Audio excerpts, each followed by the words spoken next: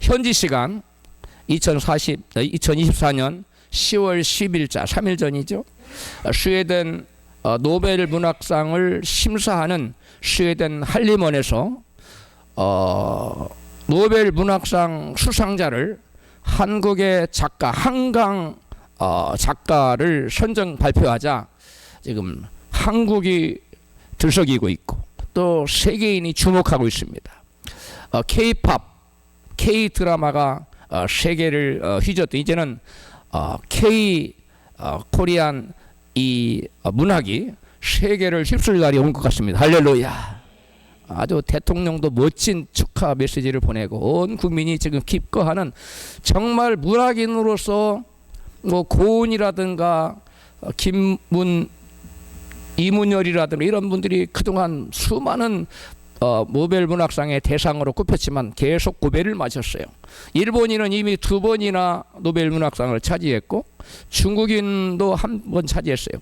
아시안 중에 3명이 차지했고 우리가 한 번도 못했는데 이제 한국 그것도 아시아에서 최초로 여성이 노벨 문학상을 거머쥐는 게 이게 참 놀라운 일이 아닐 수 없습니다. 할렐루야. 이 하나님께서 우리나라에 놀라운 복을 베풀어 주시는 우리 요즘은 좀 기도가 식었지만 우리 혜선이 나을 때쯤 우리가 매일처럼 삼각산에 가서 이렇게 밤이 맞도록 부르짖어 기도한 발 디딜 틈이 없을 정도로 기도가 많은 하나님께서 그 기도를 들으시고 우리나라를 지금 융성케 하시는 줄로 믿습니다. 노래를 잘한다고 해서 K-팝이 뜨겠어요? 그게 아닙니다. 하나님이 여러분과 저의 힘과 능력으로 되는 것이 아니라 하나님의 은혜로 되는 줄로 믿습니다. 노벨 문학상이 발표되자 그의 작품이 하루에 책 한 권이 막 30만 권씩 팔려나가는 놀라운 일이 지금 벌어지고 있는데요. 노벨 문학상의 수상자인 한강의 모교가 연세대더라고요. 연세대에서 지금 난리가 났어요. 잔치가 벌어졌는데 들썩이는데 모교인 연세대에서는 그녀에게 명예문학 박사를 수여하겠다고 하고 또 석좌 교수로 청빙을 하겠다고 하고 또 한강문화원까지 연세대에다가 문화관까지 설립할 계획까지 수립했다고 합니다. 모교 연세대 스승의 인터뷰를 제가 봤습니다. 그 모교 스승 한강 대학 시절에 시를 발표했는데 엄청난 전율이 왔다고 뛰어난 학생이었다고 뚜렷이 기억하면서 아주 자랑스러워하는 그녀가 나의 제자였다는 사실을 굉장히 굉장히 프라우드하게 그러한 인터뷰하는 장면을 제가 봤는데요. 그런데 세상에서 만약에 한강이라는 이 여인이 치탄받을 만한 일을 해가지고 그녀가 당신의 제자라는 인터뷰를 좀 합시다. 그러면 뭐라고 그러겠어요? 나는 그런 제자를 둔 적이 없다고 말하고 여러분 인터뷰를 거절할 것입니다. 무슨 말입니까? 스승이 인정하고 자랑스러워하는 제자가 있는가 하면 스승이 인정하지 않는 부끄러워하는 제자도 있다는 것입니다. 성경은 예수를 믿는 모든 사람들, 예수를 주로 고백하는 모든 사람들, 그리고 스스로 자칭 나는 예수 믿는 사람이야 라고 하는 모든 사람을 가리켜 제자라고 부르고 그뿐 아니라 또 예수님의 가르침 받아서 예수님 말씀대로 살아가는 제자를 참 제자라고 구분하여 부르고 있습니다.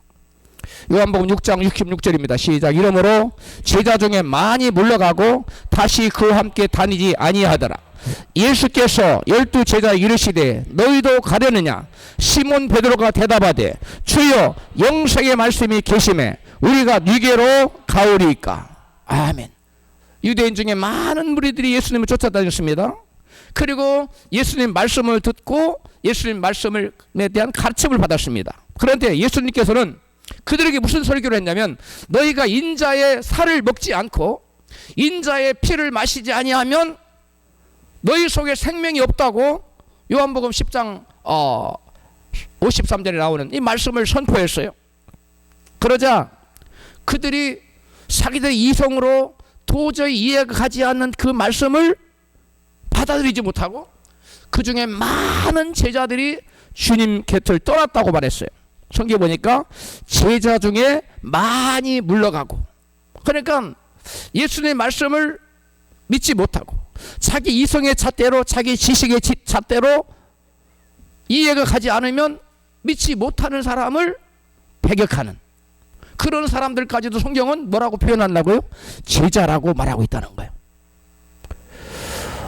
그리고 사도시대에는 사도들의 가르침을 믿기로, 사도들의 증거된 하나님, 증거한 말씀 믿기로 작정한 하고 교회 나와 세례를 받은 사람들을 모두 다 뭐라고 표현하냐면 제자라고 표현하고 있어요. 사도행전 22장 40절입니다. 시작. 또 여러 말로 확증하며 권하여 가로되 너희가 이 패역한 세대에서 구원을 받으라 하니, 그 말을 받은 사람들은 세례를 받음에 이날에 제자의 수가 3천이나 더하더라. 사도들이 행하는 놀라운 이적과 표적을 보고 우리가 행하는 이 놀라운 표적과 이적은 우리의 권능이 아니라 너희가 죽인 예수의 권능으로 이 죽은 자를 살리고 병든 자를 고쳤다고 고백하자 많은 유대인들이 예수님이 성경에 말하는 메시아로구나 그렇게 깨닫고 교회에 막 몰려왔어요. 그리고 그 말씀 믿고 세례를 받은 사람이 몇 명이었어요? 3,000명인데 그들을 다 성경은 뭐라고 불렀다고요? 제자라고 말하고 있다는 거예요. 그런데 그들 중에 이 3,000명 그 위에도 막 계속 들어왔죠. 5,000명이 막 믿기도 하고 그랬으니까 로마의 핍박을, 예수 믿는다고 핍박을 견디지 못해서, 또는 유대인들의 회유를 그 믿음으로 여러분 버티지 못하고 믿음을 버리고 유대교로 개종해서 유대교 회종 앞, 유대교로 개종하려면 유대교 회종 앞에 나가서 예수는 저주받은 자라고 예수를 저주해야 됐어요. 그러니까 믿음을 포기하고 유대교로 갔어요. 로마의 핍박을 피하기 위해서. 유대교 믿으면 여호와를 하나님 믿는데 핍박은 안 받아요. 그래서 예수를 믿으면 잡아 가두거든. 예수는 주라고 하니까. 그러니까 죽음을 면하기 위해서 유대인들이 수많은 사람들이 교회에 와서 세례받고 제자라고 불렸던 사람들이 다 도중에 뭐 했어요? 믿음을 버리고 달아났어요. 그래서 그런 것들을 방지하기 위해서 하나님의 성령께서 히브리서 기자를 통해서 쓴 책이 바로 히브리서예요. 그래서 히브리서를 통해서 너희들 믿음 받고 한번 비침 받고 다시 돌아선 사람은 다시 회개할 수 없다라고 경고합니다. 그래서 이러한 역사적인 배경으로 인해서 히브리서가 기록된 거예요. 할렐루야. 그렇다면 이와 같이 교회 나와서 다 예수 믿는다고 말하고 세례받은 다 진하게나 다 제자라고 성경에 표현하고 있는데, 과연 그 모든 사람은 예수님이 제자로 인정하실까요? 그렇다면 예수님은 과연 누구를 당신의 제자로 인정하실까요? 요한복음 8장 31절에 말씀합니다. 시작. 예수께서 자기를 믿은 유대인들에게 이르시되 너희가 내 말에 거하면 참 내 제자가 되고 진리를 알지니 진리가 너희를 자유케 하리라. 아멘. 자, 예수님 당시에 예수님이 막 오병이어로 5,000명을 먹이고 그 다음에 죽은 자를 살리고 병든 자를 고치고 놀라운 이적과 표적을 보이자 유대인들이 수없이 몰려왔습니다. 그리고 예수님을 주님이라고 불렀어요. 그리고 예수를 믿는다고 그랬어요. 수없이 따라다녔습니다. 그런 사람들을 오늘 성경에 보니까 허다한 무리가 함께 갈세. 오늘 본문에 보니까 허다한 뭐라고요? 무리예요. 무리. 허다한 무리가 예수를 믿는다고 예수는 쫓아다녔어요. 그 셀 수 없는 무리가 예수를 쫓아다닌 겁니다. 그런 유대인들을 향해서 예수님께서는 너희가 내 말에 거하면 참 내 제자가 된다. 너희가 뭐 하면? 내 말에 거하면. 즉 무슨 말이에요? 너희가 내 말에 거하면, 너희 안에 나의 말씀이 있어서 그 너희 안에 있는 말씀이 너희를 주장하고 너희의 삶을 이끌어가고 너희가 하나님 말씀의 통치를 받는 사람이 되면 그 사람은 내가 인정하는 나의 참 제자가 된다는 거예요. 할렐루야. 교회 나와서 세례받았다고 다 주님의 제자라고 성경 기록을 합니다. 그러나 그가 예수께서 인정하시는 너는 나의 제자야 라고 인정해주는 제자는 아니라는 겁니다. 제자가 스승에게 욕을 먹으면, 먹이는 사람이라면 인터뷰하자고 스승이 거절해. 나는 그런 제자 둔 적이 없다고. 그러나 그 제자가 스승을 영화롭게 하며 인터뷰를 기쁘게 하면서 자랑스럽게 하는 것처럼 우리 예수님도 저와 여러분이 스승 되신 예수님께 영광을 돌리고 주님을 기쁘시게 하고 자랑스러워할 만한 하면 우리를 당신의 참된 제자로 여겨주시겠다는 겁니다. 할렐루야. 여러분, 예수님께서 인정하시는 참된 제자는 단지 말씀을 배워서 지식으로만 예수님을 알고 지식으로만 믿는 것이 아니라 주님 말씀함에 거하는 믿음의 삶을 사는 자를 가리켜 말합니다. 어떤 삶을 사는 자요? 믿음의 삶을 사는 자, 즉 말씀대로 사는 삶, 믿음의 삶을 사는 자를 주님께서 인정하는 참된 제자라는 거예요. 아무리 말씀 많이 공부하고 아무리 말씀 많이 배웠어요. 그래서 말씀을 너무나 많이 알아요. 그러나 그 말씀이 그 마음 안에 있지 않아 말씀의 통치를 받지 않고 자기 마음대로 사는 자는 참된 제자가 아니라는 겁니다. 세상 사람들은 예수님의 제자 그러면 뭐라고 인식을 할까요? 제가 그게 궁금했어요. 그래서 제가 위키 백과사전에 들어가 봤어요. 예수님 제자를 세상 사람들 어떻게 인식하고 있을까? 그랬더니 이렇게 위키 백과사전에서 정의를 해놨더라고요. 띄워주세요. 예수님의 제자란, 같이 읽어요. 예수님을 흡사하게 닮아가는 사람을 일반적으로 말한다. 영어의 disciple은 라틴어서의 disciplus인데 이 단어의 뜻은 매우 유사하게 동등한 것이라는 뜻을 가지고 있다. 이게 세상 사람들이 정의하는, 세상 사람들이 말하는 예수님의 제자를 이렇게 인식한다는 거예요. 그런데 오늘날 정작 교회 안에서는 예수님을 이렇게 인식하고 사는 사람이 얼마나 될까요? 제가 이게 예수님의 제자에 대한 인식이 세상 사람들마도 못하도 교회가 더 못하구나 라는 생각을 했습니다. 성경은 예수님의 제자란 나를 위해 살던 옛사람이 죽고 주님을 위해 사는 새로운 피조물로 거듭난 사람을 여러분 예수님 제자라고 말해요. 고린도후서 5장 15절입니다. 시작. 저가 모든 사람을 대신하여 죽으심은 산자들로 하여금 다시는 저희 자신을 위하여 살지 않고 오직 저희를 대신하여 죽었다가 다시 사신 자를 위하여 살게 하려 함이라. 저희를 대신하여 죽었다가 다시 사신 자가 누굽니까? 예수님이에요. 이제는 나를 위해 살았지만 이제는 더 이상 자기 자신을 위해 살지 않고 나를 위해 죽었다가 다시 사신 예수님을 위하여 살려고 하는 사람, 이런 사람을 성경은 제자라고 말해요. 17절에 시작. 그런즉 누구든지 그리스도 안에 있으면 새로운 피조물이라. 이전 것은 지나갔으니 보라 새 것이 되었도다. 아멘. 아까 예수님 말씀이 뭐였어요? 내 말이 너희가 내 말에 거하면, 여기 고린도후서 5장 10절 그런즉 그리스도 안에 있으면, 같은 말이에요. 너희가 내 말에 거하면 너희가 나의 뭐가 된다고 했어요? 참 제자가 되고. 근데 여기 17절에서는 고린도후서 5장 17절에서는 새로운 피조물이라는 거예요. 새로운 피조물이 뭐냐? 예수 믿고 그리스도를 위해 살기로 변화된 삶의 목적이 바뀐 새로운 피조물, 새로운 새 사람을 말하는. 할렐루야. 옛사람은 누구를 위해 살았어요? 나 자신을 위해서요. 나의 이름을 내고 나의 유익을 위하고 나의 뜻을 이루기 위해서 살았어요. 나의 정욕을 위해 살았어요. 이거 옛사람이에요. 옛사람은 이제 죽어버리고 이제 예수 안에서 새로운 사람으로 새로운 피조물로 거듭난 사람, 이 사람이 바로 예수께서 말씀하신 너희가 내 안에 거하면, 너희가 내 말에 거하면, 즉 나의 말씀대로 살면, 그 말이에요. 즉 너희가 누구든지 그리스도 안에 예수 안에 있으면 새로운 피조물이다. 새로운 피조물, 예수를 위해 살기로 작정한 새로운 피조물이 어디에 나오냐면, 더 이상 너희 자신을 위해 살지 않고 이제는 너희를 죽었다가 다시 사신 자를 위하여 사는 자를 말한 다음에 새로운 피조물을 얘기하고 있어요. 그리고 새로운 피조물은 뭐냐면 삶의 목적이 자신을 위해 살던 삶에서 누구를 위해서? 나를 위해 죽었다가 다시 사신 자를 위하여 살기로 결단하고 그렇게 살아가는 사람, 결단하고 끝내는 것이 아니라 그렇게 살아가는 사람, 너희가 내 말에 거하는 사람, 이런 사람을 예수님은 나의 참 제자라고 말하고, 바울은 뭐라고 말한다고? 새로운 피조물이라, 거듭난 사람이라는 거예요. 할렐루야. 여러분, 거듭나지 않고는 새로운 피조물이 될 수 없어요. 그런 사람을 주님을 가리켜서 너희는 참 내 제자다.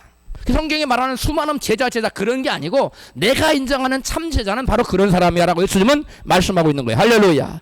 본문에서 예수께서는 예수님의 참된 제자가 될 수 없는 세 부류의 사람을 말씀하세요. 이런 사람은 절대로 나의 제자가 될 수 없어 라고 말해요. 본문 같이 읽습니다. 누가복음 14장 26절부터 시작. 내게 오는 자가 자기 부모와 처자와 형제와 자매와 및 자기 목숨까지 미워하지 아니하면 나의 제자가 되지 못하고, 그 자기 목숨까지 미워해야만 제자가 될 수 있어요. 나의 목숨 미워해서 믿음을 포기해버리면 제자가 될 수 없다는 거예요. 두 번째 27절 시작. 누구든지 자기 십자가를 지고 나를 쫓지 않는 자도 능히 나의 제자가 되지 못하리라. 두 번째는 자기 십자가를 지야 돼. 세 번째 33절입니다. 시작. 이와 같이 너희 중에 누구든지 자기의 모든 소유를 버리지 아니하면 능히 내 제자가 되지 못하리라. 아멘. 예수님께서는 예수님의 제자가 되기 위해서는 반드시 대가를 지불해야 되는데 세 가지의 대가를 지불해야 된다는 거예요. 세 가지의 대가를 지불하지 않으면, 치르지 않으면 결코 주님의 참된 제자는 될 수 없다는 거예요. 성경에서 말하는 일반적인 제자는 될 수 있어요. 그러나 무슨 제자? 주님이 인정하시는 너희가 내 말에 거하면, 내 말이 너희 안에 거하면, 같은 말이에요. 이런 사람을 주님이 참된 제자가 되려면 반드시 세 가지 대가를 치러야 된다는 거예요. 우리 모두 이 세 가지 대가를 기꺼이 지불하고 주님께서 인정하시는 참된 제자가 되시기를 주의 이름으로 축복합니다. 자기 목숨까지, 첫째는 그럼 첫 번째 대가가 뭐냐? 주님께서 말씀하시는, 요구하시는 자기 목숨까지 버리는 대가를 치러야만 한다는 거예요. 자기 목숨까지 버리는 대가를 치르지 않는 자는 주님의 참된 제자가 결코 될 수 없다고 말씀하셨어요. 본문 누가복음 14 26절 시작. 내게 오는 자가 자기 부모와 처자와 형제와 자매와 및 자기 목숨까지 미워하지 아니하면 나의 제자가 되지 못하고.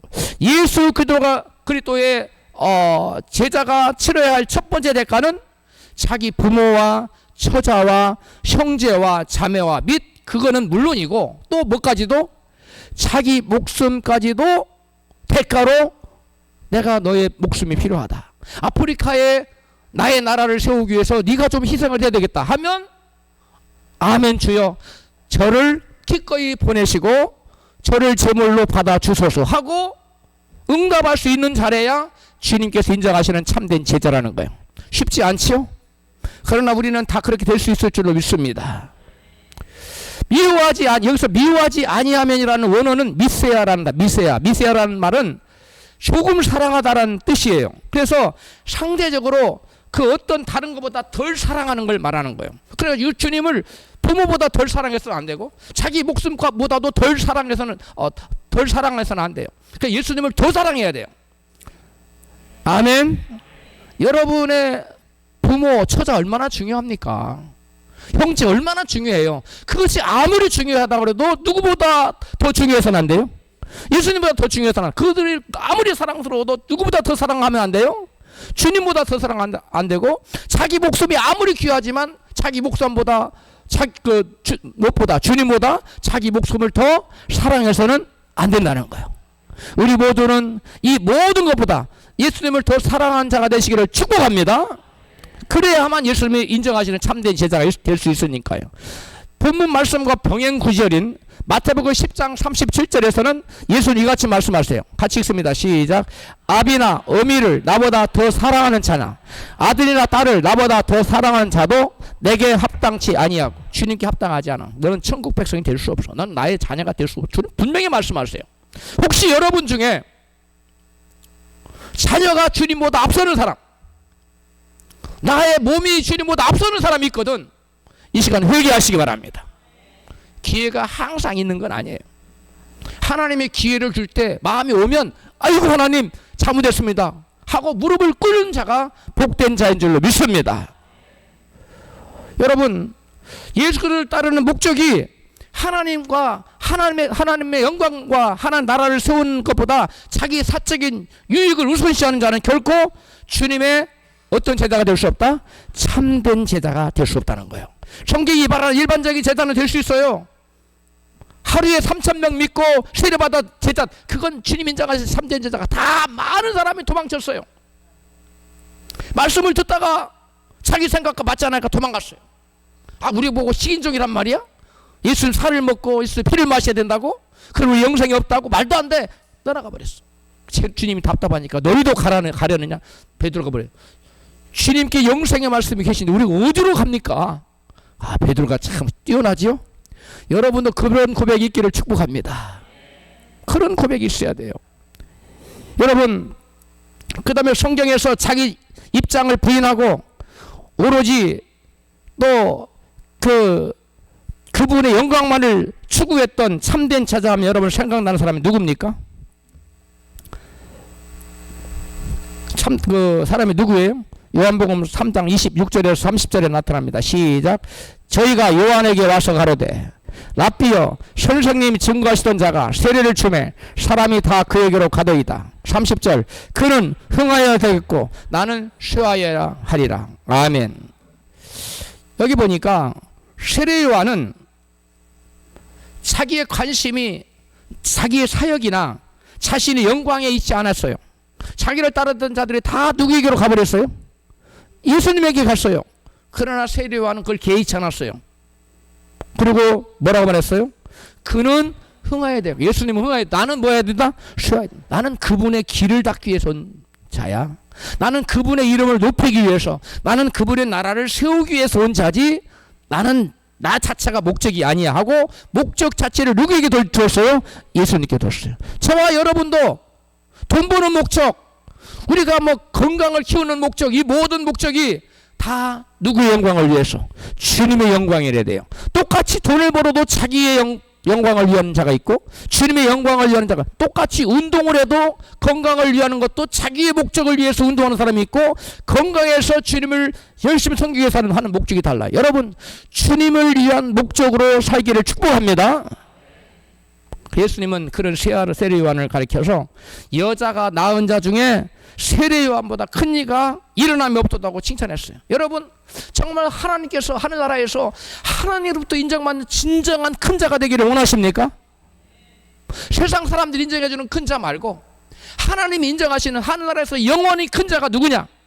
바로 자기를 부인하고 주님의 이름을 높이는 자, 자기를 위해 살지 않고 주님을 위해 사는가, 그 나라를 위해 사는 자를 주님께서는 여자가 낳은 자 중에 이렇게 큰 자가 없다고 말해요. 세례 요한처럼 여러분 자신을 완전히 비우고 자신을 완전히 부인하는 사람이 없었다는 거예요. 우리도 자기를 부인한 만큼, 나 자신을 비운 만큼 하나님 나라에서 주님의 참된 제자로 인정받고 큰 자가 될 줄로 믿습니다. 그 두 번째로, 자기 십자가를 지지 않는 자는 주님의 참된 제자가 될 수 없다고 말씀하셨어요. 뭘 지지 않는 자요? 자기의 십자가를 지지 않는 자. 본문 누가복음 14장 27절입니다. 시작. 누구든지 자기 십자가를 지고 나를 쫓지 않는 자도 능히 나의 제자가 되지 못하리라. 아멘. 예수님이 제자가 된다는 것은 예수님을 참되게 믿는다는 의미예요. 예수님을 참되게 믿는 사람은 주님께서 인정하시는 참된 제자예요. 근데 예수를 믿긴 믿는데 참되게 안 믿어, 잘못 믿어. 그러면 예수님이 나의 참된 제자라고 말하잖아요. 나의 말이 너희 안에 거하지 아니하면, 너희가 내 말 안에 거하지 아니하면 너희는 나의 참된 제자가 될 수 없다고 말해요. 따라서 예수 믿는 자에게 불가피하게 따라오는 고난의 십자가를 지지 않고는, 짊어지지 않고는 그리스도의 참된 제자가 될 수 없다는 겁니다. 성경은 예수를 믿기 때문에 따라오는, 필연적으로 따라오는 고난과 핍박과 같은 십자가가 있다고 성경은 증거합니다. 디모데후서 3장 12절에 시작. 무릇 그리스도 예수 안에서 경건하게 살고자 하는 자는 핍박을 받으리라. 사도행전 14장 22절 시작. 제자들의 마음을 굳게 하여 이 믿음에 거하라 권하고, 우리가 하나님 나라에 들어가려면 많은 환난을 겪어야 할 것이라. 자, 예수를 믿으면 복 받고 잘 된다고 말하지 않고, 여기 성경이 뭐라고 그랬어요? 하늘나라에 들어가려면 많은 환난을 겪어야 할 것이라고 그래요. 할렐루야. 그런데 예수 믿음에 따라오는 것은, 환난과 고난은 당연한 거예요? 아주 예외적인 거예요? 아주 당연한 겁니다. 근데 많은 사람들이 복음을 오해하고 예수를 믿을 때 환난과 고난과 십자가가 나타나면 뭐가 잘못된 줄로 생각해요. 그렇지 않습니다. 예수님의 제자들이 예수님 말씀에 순종해서 야 바다 건너편으로 건너가자 하고 예수님의 제자들이 예수님 모시고 예수님 말씀에 순종해서 바다 건너편으로 배를 타고 가고 있었어요. 그때 뭐가 찾아왔어요? 풍랑과 여러분 강한 바람이 찾아왔어요. 파도가 밀려왔어요. 고난이 찾아왔어요. 환난이 닥쳐 제자들이 주여 우리가 죽게 되었는데 왜 우리를 돌아보지 않습니까? 주님의 제자들 주님을 깨우면서 우리가 말씀대로 주님 말씀에서 순종하며 걸어갈 때 우리에게 고난의 십자가가 찾아오는 것은 지극히 뭐한 거라고요? 당연한 거예요. 그래서 무릇 경건하게 살고자 하는 자에게는 뭐가 따른다고요? 핍박이 있는 겁니다. 그리고 믿음 안에 거해서 믿음대로 살아가는 자에게는 여러분 많은 환난을 겪고 난 다음에 천국에 들어간다는 거예요. 할렐루야. 천국에 들어가기를 원하시면 아멘 하십시다. 요한계시록에 보면은 그 수많은 무리들이 종려를 나무를 가지고 주님 앞에 나오는데 주여 이들이 어디서 나온 자들입니까? 라고 물었을 때 예수님 대답합니다. 뭐라고 그래요? 이들은 많은 환난 가운데 고난을 겪고 나온 자들이라. 할렐루야. 여러분 예수를 진짜로 믿으면 예수 믿는 것 때문에 환난과 고난과 핍박이 있어요. 예수 믿는데 모든 것이 잘 된다. 그거는 성경에 없는 얘기예요. 믿으시면 아멘 하십시다. 예수님께서는 당신의 제자로 살고자 하는 자에게 필연적으로 찾아오는 십자가를 두 가지의 비유로 설명하세요. 하나는 망대의 비유예요. 또 하나는 나라를 지키기 위해서 위한 전쟁의 비유예요. 먼저 망대의 비유를 살펴보겠어요. 본문 28절에서 30절입니다. 같이 읽습니다. 시작. 누가 망대를 세우고자 할진대 자기의 가진 것이 준공하기까지에 족할는지 먼저 그 비용을 예산하지 아니하겠느냐. 그렇게 아니하여 그 기초만 쌓고 능히 이루지 못하면 보는 자가 다 비웃어 가로되 이 사람이 역사를 시작하고 능히 이루지 못하였다 하리라. 아멘. 여러분 누군가가 망대를 세우고자 할 때 여러분 망대가 그냥 세워집니까? 값을 지불해야 돼요. 인구도 사와야 되고 재료도 사와야 돼요. 수고해야 됩니다. 땀 흘려야 됩니다. 값비싼 대가를 지불해야 여러분 나라를 지킬 수 있는 망대를 세울 수 있는 거예요. 할렐루야. 예수께서 망대를 세우는 것을 예수 믿는 것과 믿음의 결국인 구원에 비유하여 설명하고 있는 거예요. 망대를 세우는 것은 바로 내 믿음을 세우는 거고 망대를 끝까지 준공하는 것은 믿음의 결국인 구원을 얻는 것을 말하는 거예요. 그래서 구원은 돈 주고 살 수 있어요, 없어요? 구원은 돈 주고 살 수 없어요. 구원은 인간의 노력으로 가능합니까? 그것도 불가능해요. 그런 의미에서 구원은 하나님께서 값없이 주시는 하나님의 전적인 은혜요 선물입니다. 여러분, 그러나 우리가 은혜로 받은 구원은 믿음을 지켜내기 위해서는 구원이라는 은혜는 공짜로 받았어요. 값없이 받았어요. 은혜로 받았어요. 그런데 그 구원받는 믿음을 우리가 지켜내기 위해서는 반드시 뭐를 지불해야 돼요? 값비싼 대가를 지불해야 돼요. 비용을 지불해야만 한다는 거예요. 할렐루야. 여러분에게 누군가가 아파트 한 대를 한 채씩 줬어요. 아, 저 사람이 나한테 무슨 아파트를 줘. 아, 싫어요. 그런 말 하지 마세요. 그 은혜를 거부한 사람이에요. 오늘날 세상에 예수 믿으면 구원받아요. 당신에게 영생을 줄게요. 너 그런 거 싫어요. 나는 그걸 안 믿어요. 그런 사람은 은혜를 거부한 사람이에요. 근데 예수를 믿는 사람은 그것을 받아들인 사람이에요. 아파트를 준다고 진짜 줄 거예요? 아, 주지요. 아, 그럼 주세요. 아파트를 받았어요. 아파트를 받아서 이제 아파트 누구 거예요? 내 거예요. 근데 공짜예요? 은혜예요? 공짜고 은혜고 거저 준 거예요, 하나님이. 할렐루야. 우리의 구원은 거저입니다. 은혜로 공짜로 주신 겁니다. 그렇다고 해서 우리가 가만히 있으면 그것이 내 것이 되느냐? 아니에요. 아파트를 내 것이 되게 하려면 여러분 관리비도 내야 돼요. 관리비 안 내면 전기불 끊어져요. 물도 안 나와요. 다 지나마나 거기서 어떻게 살아요? 물도 안 나오고 화장실 변기도 물도 안 나오는데 불빛도 없는데 못 살죠? 또 국가에 세금을 안 내면 연체가 쌓여서 아파트를 뭐예요? 나중에 뺏겨요. 그러므로 아파트를 공짜로 받았지만 그것을 내 것으로 만들기 위해서는 그 아파트를 유지하고 지키기 위해서 뭐 해야 돼요? 거기에 대한 값을 지불해야만 되는 거예요. 대가를 지불해야만 되는 거예요. 할렐루야.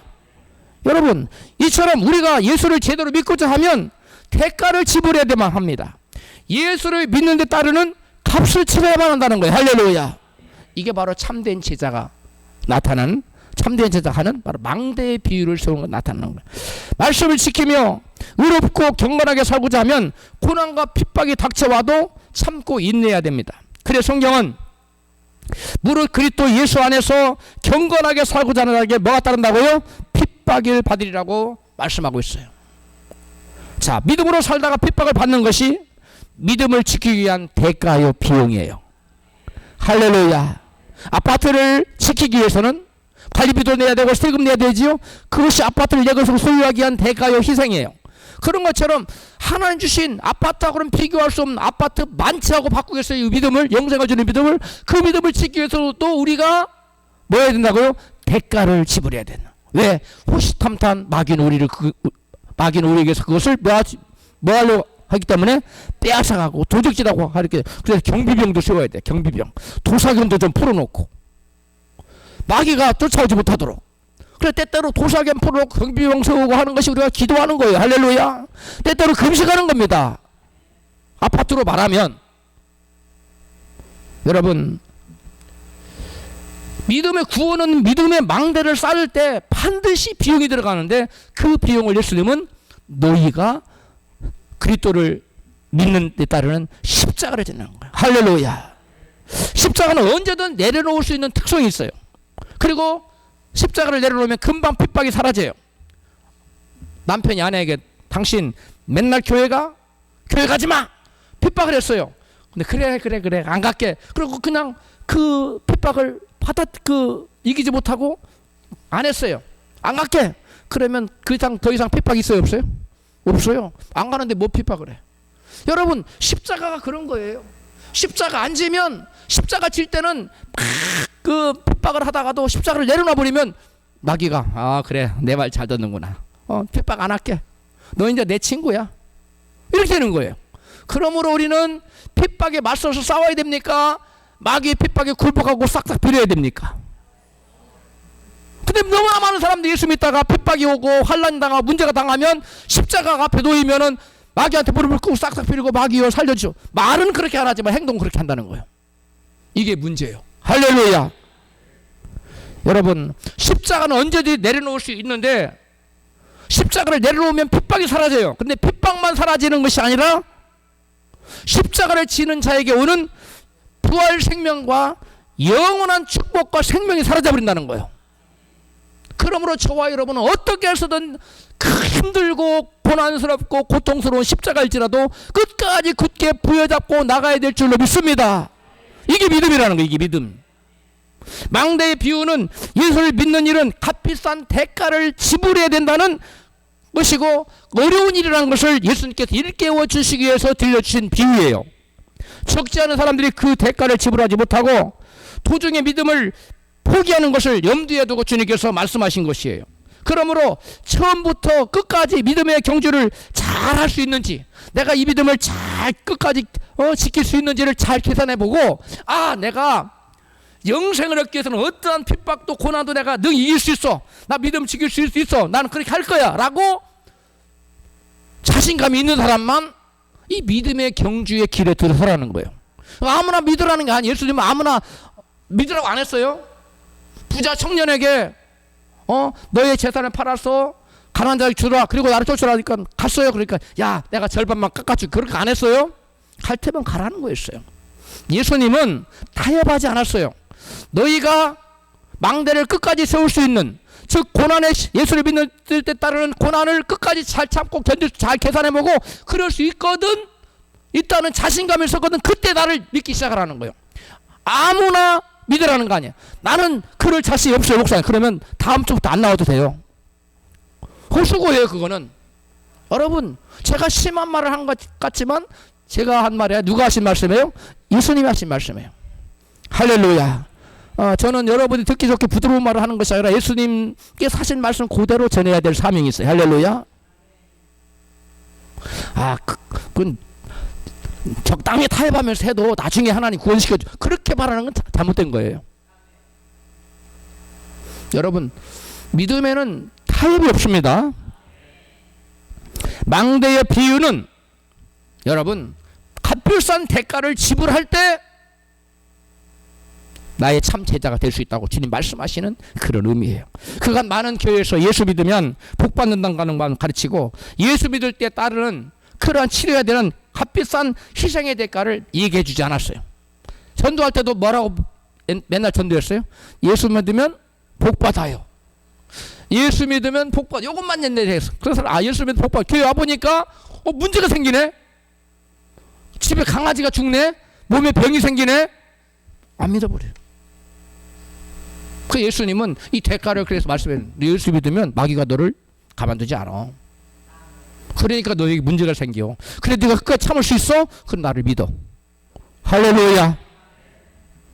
교회는 예수를 믿으면 받게 될 축복과 보상만 말해주었지, 예수 믿을 때 따라오는 값비싼 비용인 십자가를, 그 고난을 말해주지 않았기 때문에 오늘날 수많은 교회들이 병들어 있는 거예요. 수많은 성도들이 잘못 믿고 있는 거예요. 참된 제자가 아니라 성경에 말하는 그저 그런 제자가 되고 마는 거예요. 제자 훈련 받으면 그냥 제자가 된 줄 아는 거예요.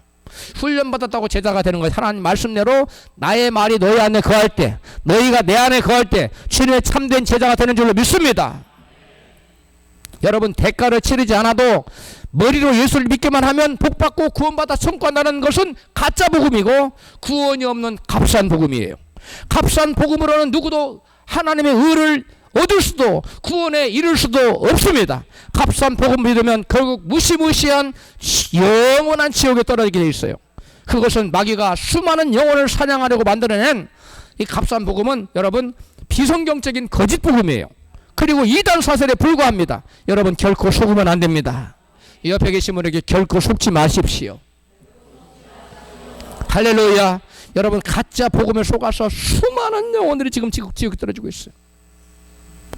그 다음에 이제 작은 두 번째 전쟁의 비유를 살펴보겠어요. 본문 31절 32절입니다. 시작. 또 어느 임금이 다른 임금과 싸우러 갈 때 먼저 1만으로서 저 2만을 가지고 오는 자를 대적할 수 있을까 헤아리지 아니하겠느냐.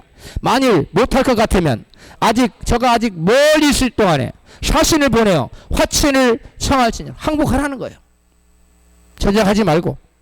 성경은 애굽에서 나온 이스라엘 백성들을 여호와의 군대라고 명령하고 있어요. 출애굽기 12장 41절입니다. 시작. 440년이 마치는 그날에 여호와의 군대가 다 애굽에서 나왔은즉. 아멘.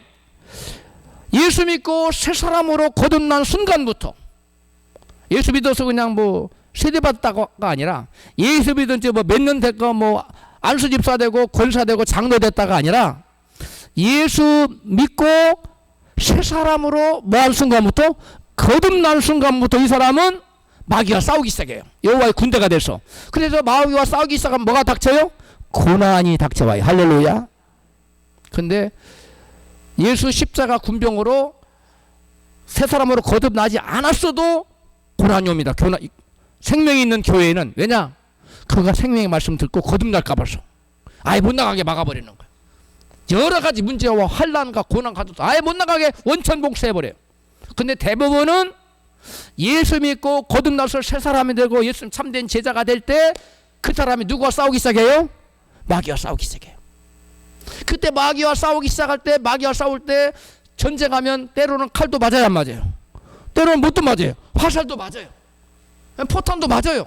다리가 잘려나갈 수도 있고, 이건 팔이지. 팔이 잘려나갈 수도 있고, 또 다리가 잘려나갈 수도 있고, 그런 부상을 입을 수도 있어요. 자칫 죽을 수도 있어요. 그러나 예수 믿고 믿음의 전쟁을 치르다 죽으면 천국 갑니다. 할렐루야. 우리는 이와 같이 예수 믿는 사람은 군대이기 때문에 군인은 반드시 뭐하는 사람이에요? 싸우는 사람이에요. 할렐루야. 그래서 예수 믿고 거듭난 여러분이 예수 믿는데도 마귀와의 전쟁을 치르지 않으면 고난 안 와요. 마귀 안 싸우니까. 마귀가 하자는 대로 하면 고난이 안 옵니다.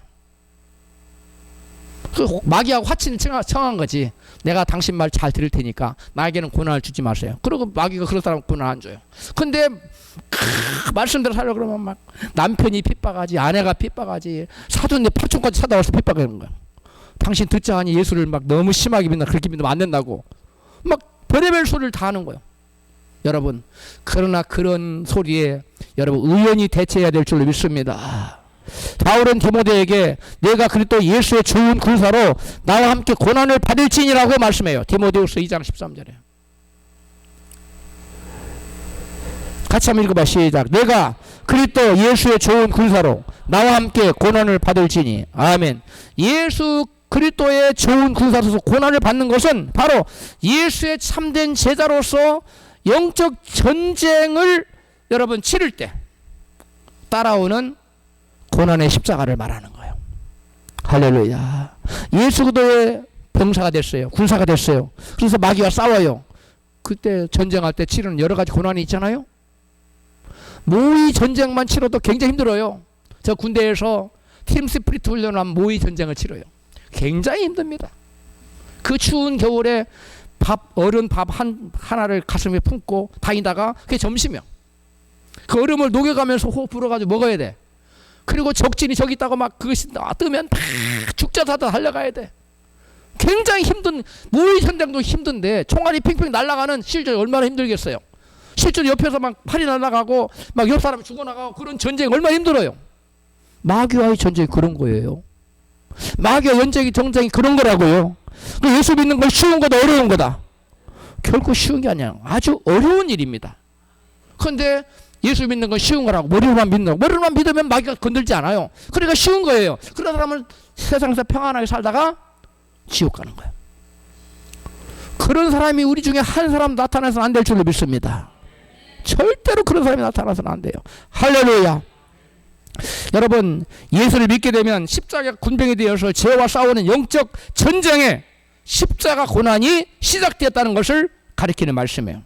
예수 믿는 자가 바로 예수 십자가 군병인데요.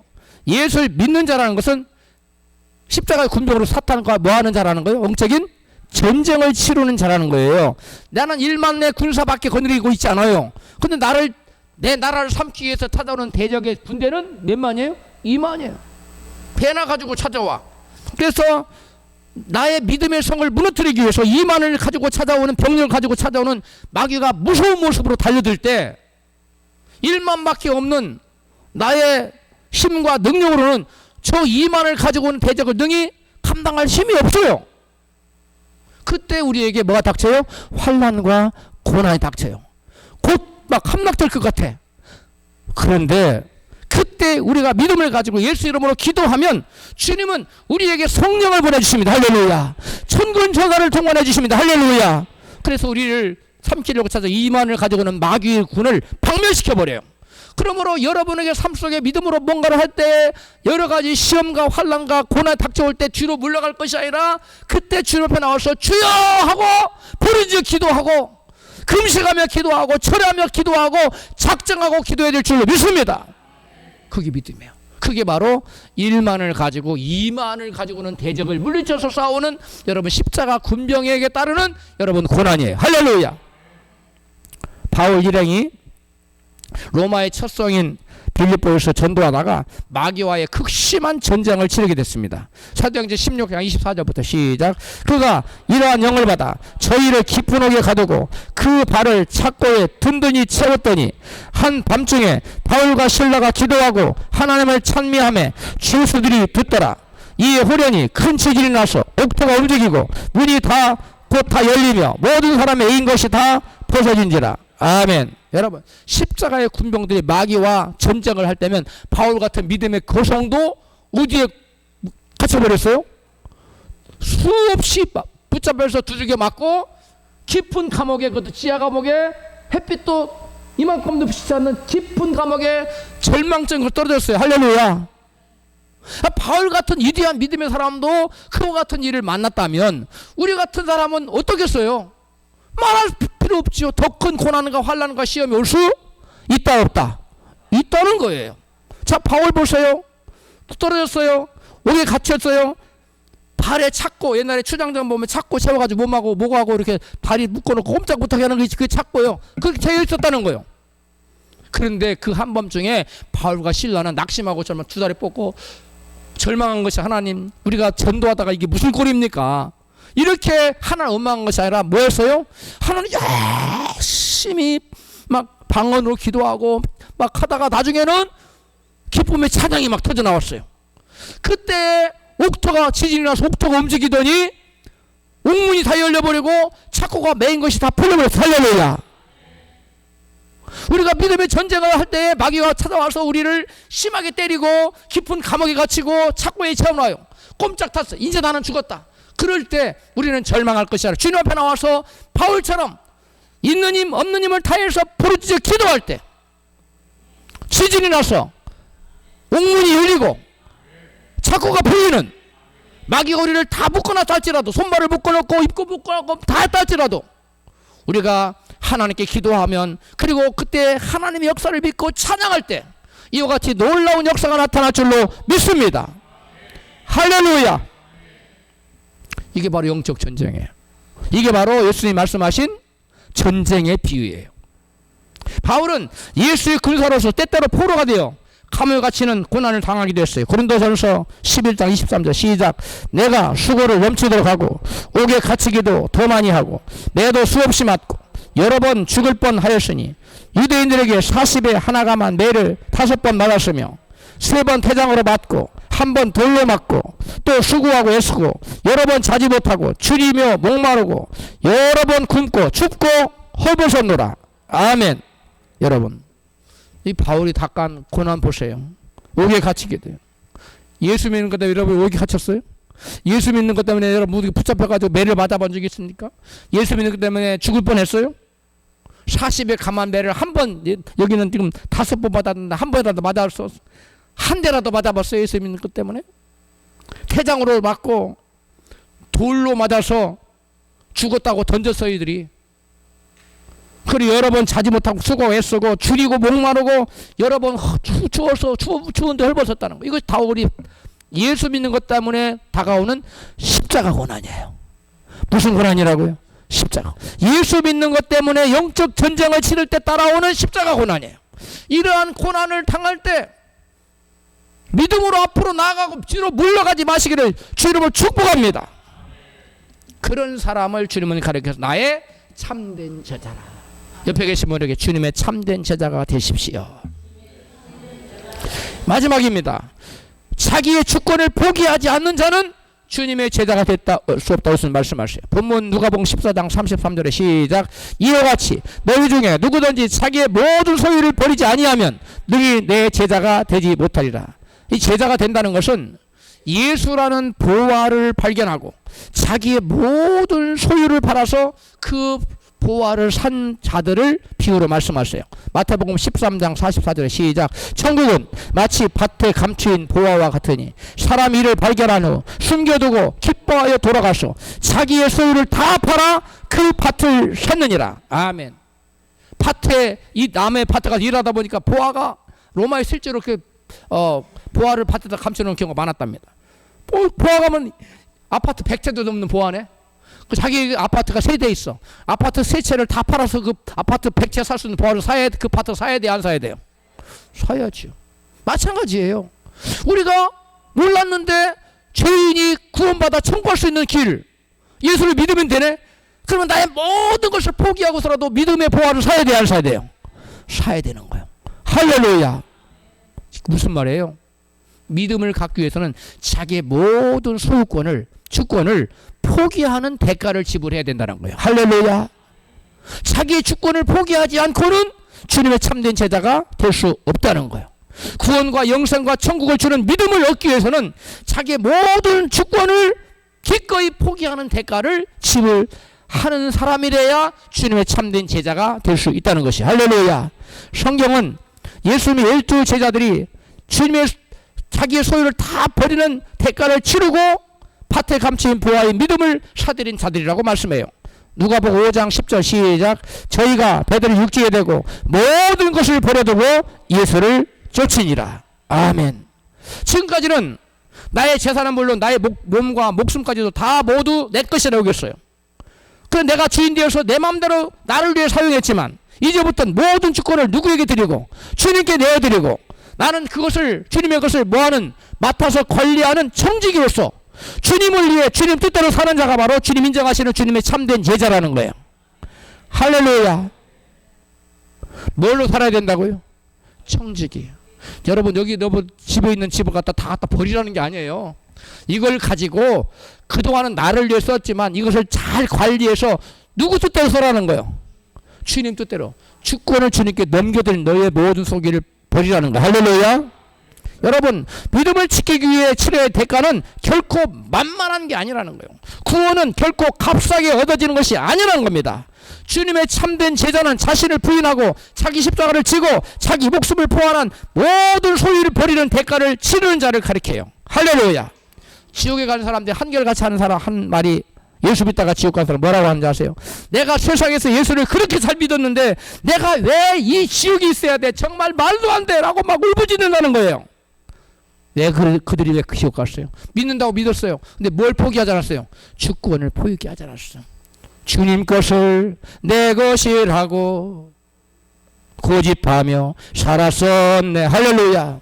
주님 것을 지 것으로 알고 지 맘대로 주님 뜻대로 주님 위해 쓰자고 지 맘대로 자기를 위해 썼어요. 그런 사람은 주님이 너는 나의 참된 제자가 아니야. 너는 너를 위해 살았지. 너는 나 예수를 이용하려고만 들었지 나의 영광을 위해 나의 뜻대로 살지 않았잖아. 너는 천국하고는 상관이 없어 하고 지옥 보내는 거예요. 우리 중에 그런 사람이 하나 더 있어서는 될까요? 안 될까요? 안 됩니다. 우리 모두 예수 제대로 믿는 참된 제자가 되기를 축복합니다. 예수님의 참된 제자가 되어야만 천국 가는 것인데 주권을 포기하지 않고는 결코 불가능해요. 누가복음 13장 23절 시작. 혹이 여짜오되 주여 구원을 얻는 자가 적으니까 저에게 이르시되 좁은 문으로 들어가기를 힘쓰라. 들어가기를 구하여도 못하는 자가 많으리라. 아멘. 여러분 이 좁은 문이 뭐냐면 자기를 부인하고 제자로서 마땅히 치러야 될 대가를 지불하며 믿음으로 사는 것을 좁은 문으로 들어가는 거라고 예수님 말씀하세요. 주님의 참된 제자는 자기를 부인하는 대가, 믿음을 지키기 위해 영적 전쟁을 치르고 그에 따른 고난의 십자가를 지는 대가, 자기의 모든 주권을 주님께 내어드리고 주님 것을 맡아 관리하는 청직으로 살아가는 그러한 사람만이 주님의 참된 제자가 된다는 거. 할렐루야. 예를 들면 이와 같이 말씀을 결론을 내고 있어요. 본문 누가복음 14장 34절의 시작. 소금이 좋은 것이나 소금이 만일 그 맛을 잃었으면 무엇으로 짜게 하리요? 땅에도 거름에도 쓸데없어 내어 버리느니라. 아멘. 소금이 아무리 맛을 내고 부패를 막는 좋은 성분을 막 많이 갖고 있어요.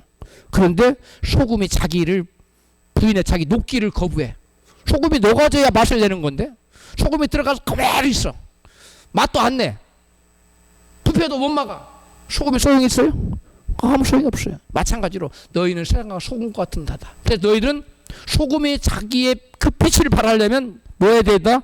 녹아져야 되듯이 너희도 또 너희를 부인해서 너희들이 세상에서 빛을 발하고 거룩한 삶을 하나님께 영광을 돌리고 너 자신을 부인하고 하나님 이름을 높이는 그런 삶을 살아서 참된 제자로서 삶으로써 세상에 맛을 내야 된다는 거예요. 세상을 부패해가는 세상을 변화시켜야 된다는 거예요. 그래서 예수님은 너희가 소금인데 소금이 맛을 내지 못하면 아무 데도 쓸데없어 밖에 버린 사람 지근지근 받고 다닌다는 거예요. 소금의 역할을 감당하는 여러분 되시길 축복합니다. 그리고 사람들이 밟히지 않아요. 사람들이 여러분을 울러봅니다. 여러분 주님은 자기를 위해 살던 옛사람이 녹아져서 하나님 나라와 주님을 위해 사는 세상의 소금 역할을 감당하는 새 사람을 참 내 제자라고 부르십니다. 그런 옛사람이 녹아지지 않아서 소금의 맛을 내지 못하면 참된 제자가 되지 못하면 쓸데없는 자가 되어서 밖에 버려진다는 거예요. 우리 모두 하나님 나라와 주님을 위해 사는 변화된 새 사람이 되어 주님께서 인정하시는 쓸모있는 참된 제자로 쓰임받기를 주님의 이름으로 축원합니다.